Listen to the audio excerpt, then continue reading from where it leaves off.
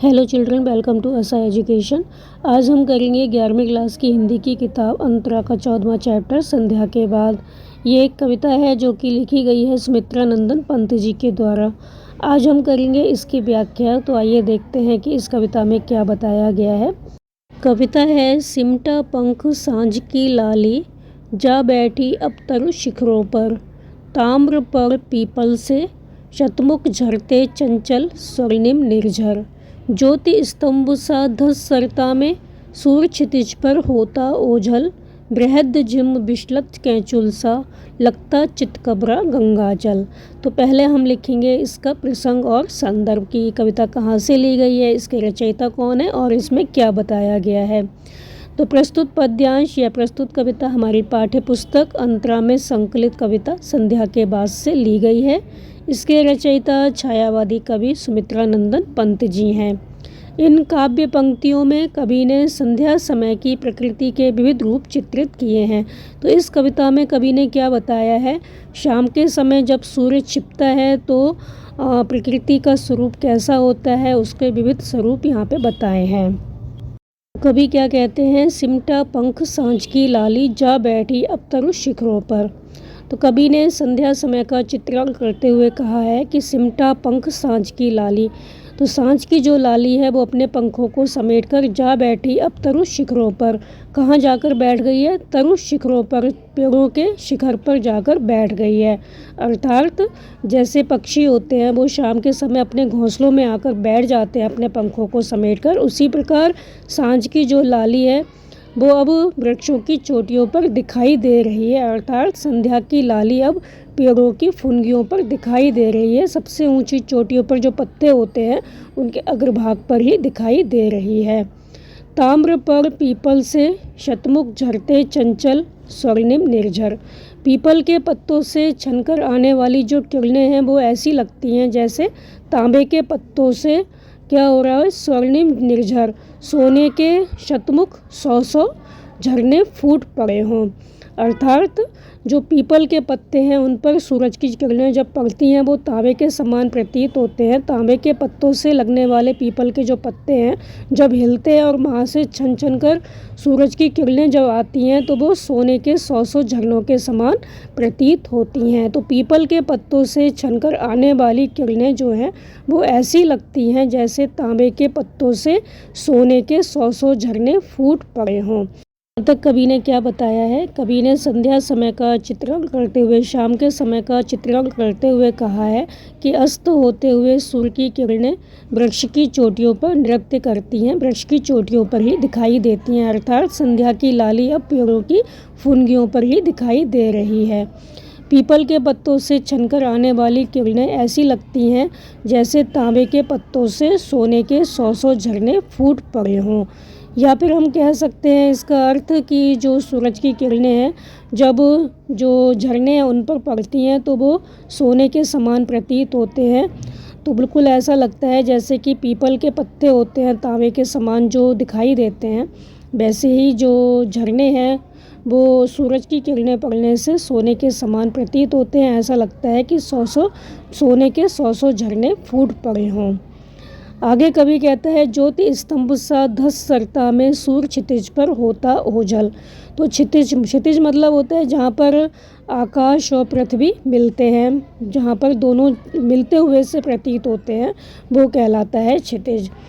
तो सूर्य क्षितिज पर होता ओझल, क्षितिज पर छिपता हुआ ओझल होता हुआ सूर्य जब नदी में प्रतिबिंबित होता है, मतलब उसकी परछाई जब नदी में पड़ती है, उसका जो प्रकाश है नदी में पड़ता है तो ऐसा लगता है ज्योति स्तंभ, प्रकाश का कोई खंबा सा उसमें धंसा हुआ हो, किसमें, सरता में, नदी में। तो क्षितिज पर छिपता सूर्य नदी में प्रतिबिंबित होता हुआ प्रकाश का खंबा सा जान पड़ता है, स्तंभ सा जान पड़ता है। बृहद जिम्ब बिशलत कैचुल सा, लगता चितकबरा गंगाजल। फिर कवि क्या कहते हैं, प्रकाश और छाया के संयोग से, मतलब गंगा की जो धारा है जब बहती है तो कहीं पर सूरज का प्रकाश पड़ता है, कहीं पे नहीं पड़ता। तो जहाँ पर प्रकाश होता है वहाँ रोशनी होती है गंगा में, और जहाँ नहीं पड़ता वहाँ अंधेरा होता है। तो प्रकाश और छाया के संयोग से गंगा की जलधारा कैसी लगती है, सांप की चितकबरी कैंचुली के समान लगती है। तो गंगा के जल को चितकबरा बताते हुए कवि कहते हैं कि ऐसा लगता है मानो कोई विशालकाय अजगर, जिम्ब मतलब बकराकार, टेढ़ा मेढ़ा, कि अजगर टेढ़ा और विचलित थका हुआ सा क्या हो, लेटा हुआ हो। तो कवि ने संध्या समय का चित्रण करते हुए कहा है कि अस्त होते हुए सूर्य की किरणें वृक्ष की चोटियों पर नृत्य करती हैं, अर्थात संध्या की लाली अब पेड़ों की फुनगियों पर ही दिखाई दे रही है। और पीपल के जो पत्ते हैं उनसे छनकर आने वाली जो किरणें हैं ऐसी लगती हैं जैसे तांबे के पत्तों से, मतलब जब रोशनी पड़ती है पीपल के पत्तों पर तो वो तांबे के समान चमकते हैं। और जब हवा चलती है तो वहाँ से छन छन कर क्या होता है, सूरज की किरणें आती हैं, तो तांबे के पत्तों से सोने के 100 झरने फूट पड़े हों। तो सूरज की जो किरणें हैं वो सोने के समान चमकती हुई प्रतीत होती हैं, ऐसा लगता है 100 झरने वहाँ से निकल रहे हों। क्षितिज पर छिपता हुआ सूर्य नदी में जब प्रतिबिंबित होता है तो प्रकाश स्तंभ सा, प्रकाश के खंभे सा जान पड़ता है, ऐसा लगता है कि नदी में प्रकाश का खंभा धंसा हुआ हो। प्रकाश और छाया के संयोग से गंगा की जलधारा जो है वो सांप की चितकबरी कैंचली के समान लगती है। गंगा की जलधारा ऐसा लगता है कि गंगा के जल को यहाँ पर कवि ने चितकबरा बताते हुए कहा है कि ऐसा लगता है मानो कोई विशालकाय अजगर हो जो कि बकराकार अवस्था में थका हुआ सा लेटा हो। इसमें हम लिखेंगे प्रकृति का सुंदर चित्रण किया गया है, मानवीकरण और उपमा अलंकार का प्रयोग किया गया है। जैसे संध्या को यहाँ पर एक चिड़िया के समान माना गया है, सांझ रूपी चिड़िया कहा गया है। तत्सम शब्दों की अधिकता है, तत्सम शब्दों का बहुत अधिक प्रयोग किया गया है। भाषा सरल, सहज, मधुर और बोधगम्य है। आगे कवि कहते हैं, धूप छाँव के रंग की रेती अनिल उर्मियों से सर्पांकित, नील लहरियों में लोडित पीला जल रजत जल से बिंबित, सिकता सलिल समीर सदा से स्नेह पाश में बंधे समुज्जल, अनिल पिघल कर सलिल सलिल जो गति द्रव खो बन गया लबोपल। पहले हम लिखेंगे इसका प्रसंग और संदर्भ की। प्रस्तुत पंक्तियां हमारी पाठ्य पुस्तक अंतरा में संकलित कविता संध्या के बाद से ली गई हैं या उद्धृत हैं। इस कविता के रचयिता छायावादी कवि सुमित्रानंदन पंत जी हैं। इन पंक्तियों में कवि ने अस्त होते हुए सूरज की स्वर्णिम किरणों से निरंतर रंग बदलती प्रकृति का चित्रण किया है, वर्णन किया है। तो अस्त होता हुआ जब सूर्य अस्त होता है तो उसकी जो स्वर्णिम किरणें होती हैं उससे प्रकृति में क्या क्या चेंजेस आते हैं वो यहाँ पर बताया गया है। तो कभी यहाँ पे क्या कहते हैं, धूप छाँव के रंग की रेती। कभी कहते हैं कि नदी की रेत धूप छाँव के रंग की, रेती मीन्स रेत, धूप छाँव के रंग की अर्थात श्याम और सफ़ेद लग रही है। अनिल उर्पियों से सर्पांकित, इस रेती पर हवा चलने से, हवा की जो लहरें चल रही हैं उसके कारण क्या हुआ है, सर्पांकित, सर्प की आकृति जैसे चिन्ह अंकित हो गए हैं। तो इस रेती पर हवा चलने के कारण, हवा की लहरों के कारण सर्प की आकृति जैसे चिन्ह अंकित हो गए हैं। तो धूप छाँव के रंग की रेती अनिल उर्मियों से सर्पांकित, धूप छाँव के रंग की रेती, रेत जो है वो धूप छाँव के रंग की अर्थात श्याम और सफ़ेद लग रही है। इस रेती पर हवा चलने के कारण सर्प की आकृति जैसे चिन्ह अंकित हो गए हैं। तो कहीं पर धूप है, कहीं पे छाँव है, तो ऐसा लग रहा है जैसे कि सर्प की आकृति हो। नील लहरियों में लोड़ित पीला जल रजत जलद से बिंबित, नील लहरियों में लोढ़ित, तो नदी के जल में क्या है, नदी के नीले जल में छोटी छोटी क्या हो रही है, लहरें उठ रही हैं। तो ऐसा लग रहा है जैसे कि उन लहरों से नदी का जल लोढ़ित मीन्स मथा जा रहा हो। पीला जल रजत जलद से बिंबित, जो पीला जल है मतलब आकाश में सूरज है, सूरज की जब किरणें पड़ती हैं जल पर तो वो पीले रंग का सोने के समान चमकता है। लेकिन अब आकाश में क्या है, बादल भी छा गए हैं, तो ऊपर आकाश में स्थित सफ़ेद बादलों की छाया के कारण नदी का जल अब सोने के समान नहीं दिखाई दे रहा, सोने जैसे रंग का नहीं दिखाई दे रहा, उसमें कुछ क्या है, सफ़ेद रंग मिल गया है। पीला जल जो है रजत जलद से, जो आकाश में सफ़ेद बादल हैं उसकी छाया उस पर पड़ रही है, तो वो पीला जल जो है अब बादलों की छाया से पीला नहीं बल्कि कुछ सफ़ेद सा भी दिखाई दे रहा है। तो ऊपर आकाश में स्थित सफ़ेद बादलों की छाया के कारण नदी का जल अब सोने जैसे रंग का नहीं रहा, उसमें कुछ सफ़ेद रंग मिल गया है। सिकता सलिल समीर सदा से स्नेह पाश में बंधे समुज्जल। सिकता रेत, सलिल पानी, समीर हवा।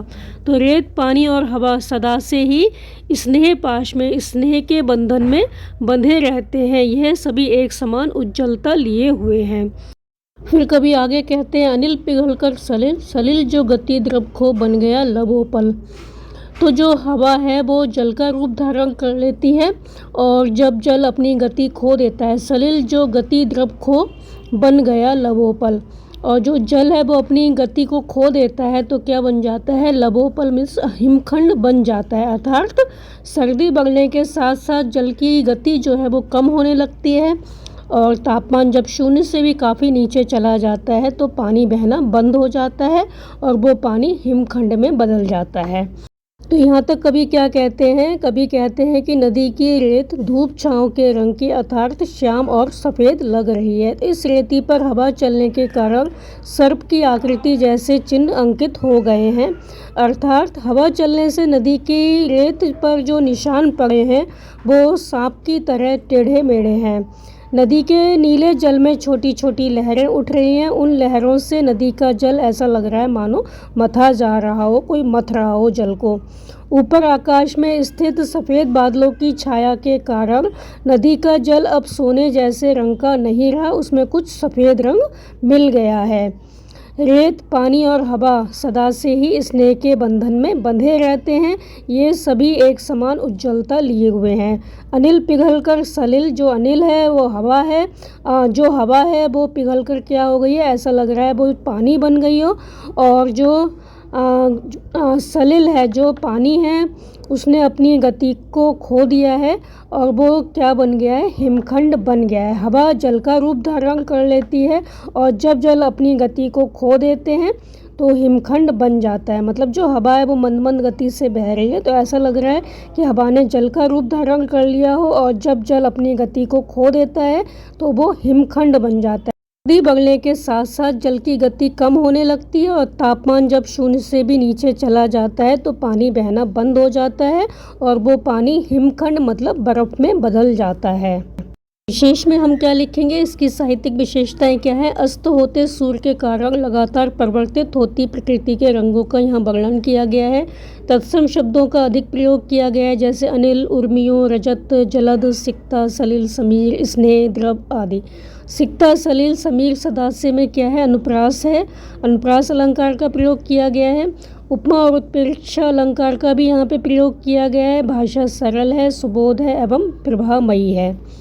तो ये थे यहाँ पर आपके 2 खंडों के अर्थ।